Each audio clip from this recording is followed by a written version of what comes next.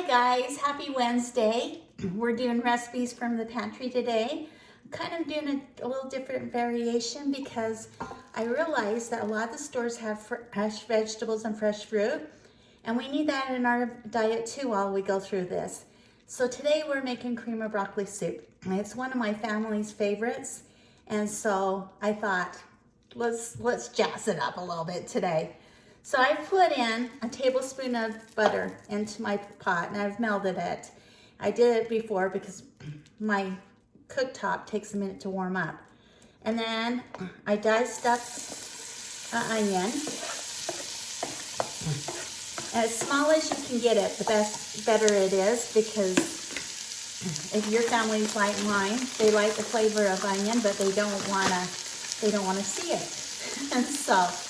And then I'm gonna put in about a cup of petite carrots.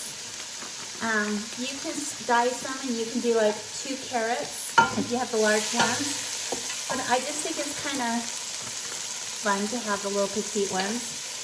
And I'm just gonna saute them until the onions are kind of translucent and you can kind of see through them. This is a great time to do your salt and pepper. You know what your family likes, so season it to taste for them. It kind of opens up your onions and your carrots, and it makes them a little bit more flavorful, and so that's good. So out here in Utah, it was raining this morning and snowing, and now we have sun outside. It's kind of nice because it kind of makes it feel hopeful a little bit, and that's what I think we all need. It's been a crazy few weeks. If you're in Utah, we had earthquake a week ago, and then we had snow, and we had Friday the 13th in the, all together, and then we had this virus, which is so fun. And so it's been kind of a crazy time, probably for your family too. This is a great time for you to cook with your family. Get your kids in here and let them cook with you, and just have some fun. Okay, if you have garlic cloves, do 2 to 3, depending on how much you want. I like the squeeze stuff because then I don't have to worry about getting the peels off those garlic and mincing them. It always seems like they just stick to everything. Okay, so I would just mix it around with your carrots and your onions, and then get a good size head of broccoli and let them just kind of steam for a minute.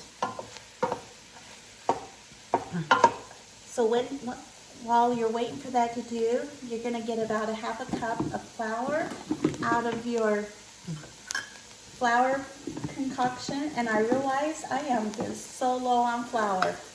I don't know about your stores, but ours has a few things they have. Sorry, I have an itch on my nose. I know I'm not supposed to be touching my face, but it's hard not to, isn't it? We have a few things that are looking a lot better, like meats, and most of the groceries like frozen and stuff are back, but there wasn't a lot of flour.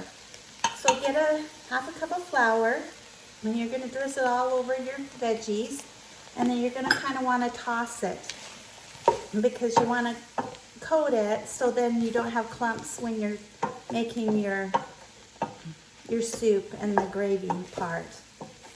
And it's quite easy, but it makes your soup so much creamier and nice. Then what we are going to add, you can either add vegetable broth or you can do chicken broth, and you need 3 cups of this. And I just realized I didn't grab them. Hold on for 1 sec.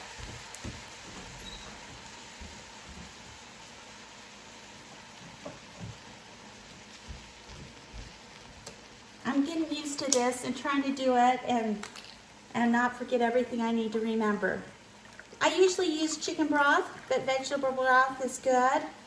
I wouldn't use a beef broth. So you're doing 3 cups of this. This was really hard to find. I usually get like a whole case at Costco, and we had ran out and I hadn't restocked before the craziness started.